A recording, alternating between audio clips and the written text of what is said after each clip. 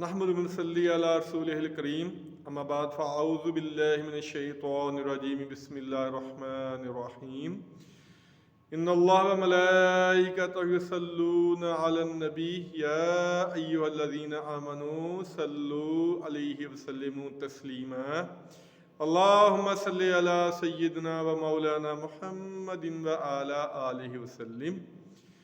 حدیث رسول صلی اللہ علیہ وآلہ وسلم چینل پہ آپ سب کو خوش آمدید۔ آج بخاری شریف کی 3 احادیث ہیں، ان کا ایک ہی موضوع ہے 1248 1249 اور 1250۔ یہ 3 روایتیں ہیں۔ ایک روایت ہے حضرت انس رضی اللہ تعالیٰ عنہ سے، ایک ہے حضرت ابو سعید خدری رضی اللہ تعالیٰ عنہ سے، اور ایک ہے حضرت ابو ہریرہ رضی اللہ تعالیٰ عنہ سے۔ پہلے حضرت ابو سعید خدری رضی اللہ تعالیٰ عنہ کی روایت ہے۔ وہ فرماتے ہیں کہ عورتوں نے نبی پاک صلی اللہ علیہ وآلہ وسلم سے گزارش کی کہ آپ مردوں سے واز کرتے ہیں، مردوں کو خطاب کرتے ہیں، تو ایک دن ہمارے لیے بھی مقرر فرما دیں کہ صرف عورتوں کو واز کیا کریں۔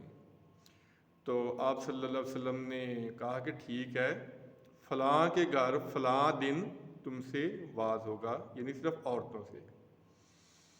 تو پھر آپ صلی اللہ علیہ وسلم نے فرمایا کہ جس عورت کے 3 بچے فوت ہو جائیں بلوغت سے پہلے یعنی کہ چھوٹی عمر میں، تو اللہ تعالیٰ اس کو جنت میں ان بچوں کے ساتھ داخل کرے گا، اور عورت اگر ان پہ صبر کرے تو اس عورت نے پوچھا کہ اگر 2 بچے فوت ہو جائیں؟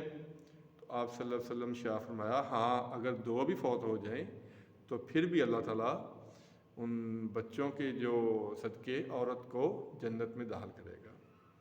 اور حضرت ابو ہریرہ رضی اللہ تعالیٰ عنہ کی جو روایت ہے اس میں کچھ الفاظ تھوڑے سے مختلف ہیں، لیکن موضوع ایک ہی ہے کہ آپ صلی اللہ علیہ وسلم نے شاہ فرمایا کہ جس کہ اس میں عورت اور مرد کا لفظ نہیں ہے، بس جس کے مرد ہو یا عورت کے 3 بچے بلوغت سے پہلے فوت ہو جائیں، تو وہ جو محبت ان بچوں سے رکھتا تھا اسی محبت، ویسے ہی محبت اللہ تعالیٰ بھی ان سے کرتا ہے، تو اللہ تعالیٰ ان کو جنت میں داخل کرے گا۔ اگر وہ دوزخ میں جائیں گے بھی تو صرف قسم پوری کرنے کے لیے، یعنی کہ تھوڑی دیر کے لیے جائیں گے، اس کے بعد اللہ تعالیٰ ان کو فوری طور پہ جنت میں داخل کر دے گا۔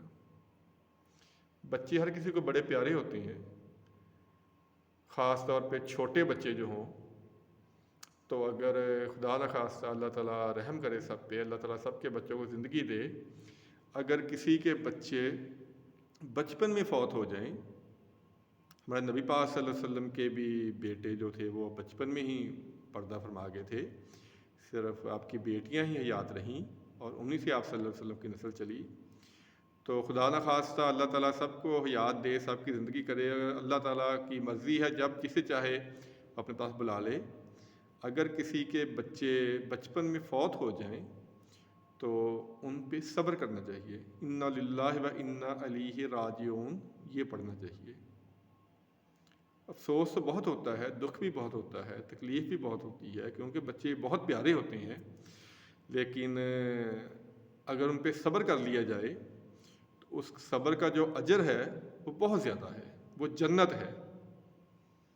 ہاں، آنسو نکل آتے ہیں۔ جب نبی پاک صلی اللہ علیہ وسلم کے صاحبزادے ابراہیم رضی اللہ تعالیٰ عنہ وفات ان کی ہوئی تھی، تو آپ صلی اللہ علیہ وسلم کی آنکھوں سے آنسو آئے تھے، تو صحابہ نے پوچھا یا رسول اللہ علیہ وسلم آپ بھی رو رہے ہیں؟ تو آپ نے فرمایا کہ یہ رحم ہے، یہ محبت ہے۔ پھر آپ نے فرمایا اے ابراہیم، ہم تمہاری جدائی میں اداس ہیں۔ تو اگر کسی کے بچے بچپن میں فوت ہو جائیں تو صبر کرنا چاہیے، صبر کا جو اجر ہے، جو ثواب ہے، وہ جنت ہے۔ یہ 3 احادیث ہیں، ان کا موضوع ایک ہی ہے، بخاری شریف کی حدیث ہیں یہ، 1248 سے لے کے 1250 تک، اور 3 مختلف صحابہ سے یہ روایت ہے۔ ایک جگہ پہ 3 بچے ہیں اور ایک جگہ پہ 2 بچوں کا بھی ایک عورت نے سوال کیا تھا کہ اگر کسی کے 2 بچے بچپن میں فوت ہو جائیں تو کیا وہ بھی جنت میں جائے گا یا جائے گی؟ تو آپ صلی اللہ علیہ وسلم نے فرمایا ہاں، وہ بھی جائے گی۔ تو ویسے بھی ہر میت کے اوپر رونے کا تو حکم کہیں بھی نہیں ہے، کیونکہ رونے سے میت کو عذاب ہوتا ہے. اس کے بارے میں بڑی تفصیلی گفتگو ہو چکی ہے. بس یہ بچوں کی حدیث آج نظروں سے گزری تھی تو وہ میں نے بیان کیا کہ خدا نخواستہ اگر کسی کے بچے فوت ہو جائیں تو اس پہ صبر کرنا چاہیے. اللہ تعالیٰ کی رضا سمجھ کر اس کو قبول کرنا چاہیے. اور ہمارے پاس کوئی چوائس بھی نہیں ہے کیونکہ زندگی کا جو خالق ہے، مالک ہے، وہ اللہ تعالیٰ ہے. جسے وہ چاہے دنیا میں بھیجے، جسے چاہے جب چاہے وہ دنیا سے بلا لے. تو یہ جو 3 احادیث ہیں یہ ہمیں یہی درس دیتی ہیں. خدا نخواستہ کسی کے بچے فوت ہو جائیں تو صبر کرنے کا حکم ہے. صبر کا بہت اجر ہے. اللہ تعالیٰ ہمیں صبر کی توفیق عطا فرمائے. آمین ثم آمین. السلام علیکم ورحمۃ اللہ وبرکاتہ.